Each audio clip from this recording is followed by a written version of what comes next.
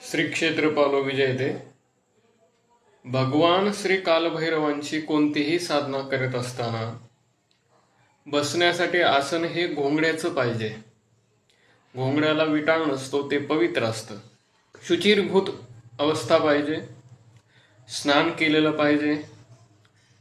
आपण बाहेर फिरून येतो, कोणाची कशी अवस्था असते, कोणाची कशी अवस्था असते, त्या अवस्थेमध्ये आपण जर साधना केली तर त्या साधना तेवढी फलदायक ठरत नाही.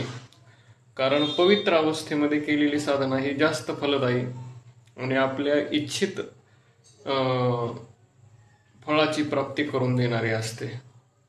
आणि वेगवेगळ्या पूर्ततेसाठी वेगवेगळ्या रंगाचं वस्त्र आसनावर घ्यायचं असतं.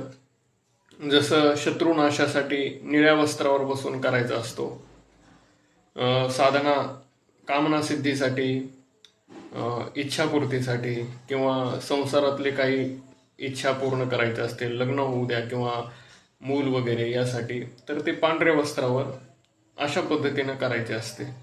त्या पद्धतीनं केले तर त्या साधनेचं फळ लवकर प्राप्त होतं. रामकृष्ण हरी.